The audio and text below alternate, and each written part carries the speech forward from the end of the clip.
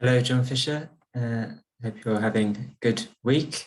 Back for our next young hero, inspirational figure. So I'm just going to share my screen here. So today we're going to look at somebody called Pedro Ballester. It's a Spanish surname. But he actually grew up in Huddersfield and was born in Manchester. So we'll just go through his life briefly, and I'll explain why he's an inspirational figure. So Pedro, who you can see in the middle there with his parents and two brothers, had a pretty normal upbringing, a bit like Chiara from last week. Born in Manchester, as I said, grew up in Huddersfield, with two Spanish parents, had two brothers. Big into fishing. Fishing was his real passion. I also liked politics. That said, he was not a great reader, didn't really like reading very much, but he did do the reading that he had to. So when he had to study, he would do the reading, but it wasn't his great passion, let's say. But a very sociable character, and we'll come back to that later on. So what happens with Pedro? Pedro starts university, good student, so quite clever. So he gains a place at an Imperial College in London, which if you haven't heard of it, it's a very good university for science in particular. So he starts there in 2014. But then, fortunately, and you can see this is starting to sound a bit like Chiara from last week, he starts to feel a pain, this time in his back. Thinks it's muscular. Pedro wasn't very sentimental. He sort of just liked to get on with things, no fuss.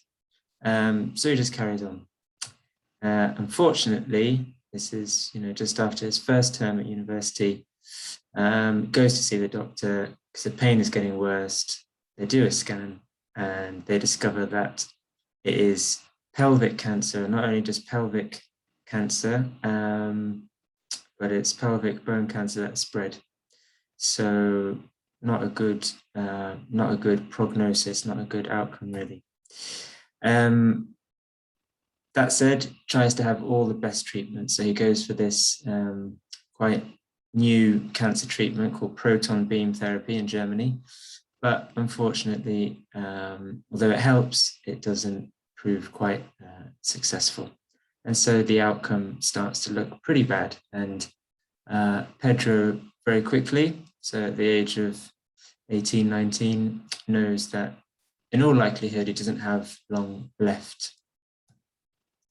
And so he starts going in and out of hospital. So he starts some various chemotherapy treatments for cancer, which, if you don't know, involve very powerful drugs, make you sick, often make you lose your hair, very difficult. So he's in and out of hospital, knowing that these treatments really are not going to cure him, most likely, but just going to give him a bit of extra time. However, he always remains very, very sociable. So he always welcomed visitors to his hospital bed, even if he was tired. And he'd always try and be joyful, smiling, and even though people were coming to visit him to comfort him and reassure him, instead he often was the one who had to reassure them and give them joy. And he got to know everyone, no matter who they were. So very quickly got to know the names of the hospital staff, the nurses, the cleaners, doctors, porters, whoever it was. He was always known for taking an interest in everyone. And there's a little story of a friend that went to the hospital in Manchester, where Pedro was in one treatment. And this friend just wanted to visit Pedro, but he didn't know which ward Pedro was in. So he just goes into the hospital and just starts looking a bit lost because obviously the hospital's huge and he doesn't know which bed Pedro's in. And a very kind porter, so porters are those in hospital who help transport patients around the hospital. Porter sees this person looking a bit lost and says, "Excuse me, can I help you?" And he says, "Well, I don't know if you can, but I'm actually looking for a patient called Pedro, Pedro Ballester, in this huge hospital." And the porter says, oh, yeah, yeah, I know Pedro. He's on ward, whatever, bed X. And the friend is like, oh, thank you very much. How do you know that? And the porter just replies, oh, well, everyone knows Pedro. Everyone knows Pedro, because he was just so sociable and joyful, even though he was going through this excruciating pain. Another story was of somebody who came to visit Pedro, and Pedro asked this person who's going through some difficulty. He said, "But are you happy? Are you happy overall?" And his friend said, "Yeah, I think I am." And then the friend asked Pedro back, "Are you happy?" And Pedro, it's reported, is to have replied, "I've been happier than ever." So Pedro, in the midst of his difficulty and of his pain, still managed to have great happiness. And the reason was he attributed it to a strong spiritual life. So every day, before he was sick, he used to go to Mass every day as much as he could to receive, obviously, Holy Communion, which is where he felt that he got his strength from, the body of Jesus. In hospital, Holy Communion was brought to him every day because he wanted it. He prayed the rosary every day. He also had a strong prayer life. If he could, he would try to pray for a good hour each day.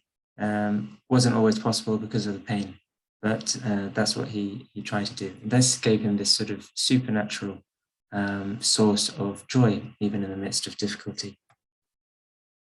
Unfortunately, after 3 years of treatment, he died in 13th of January, 2018. So just over 3 years ago, really.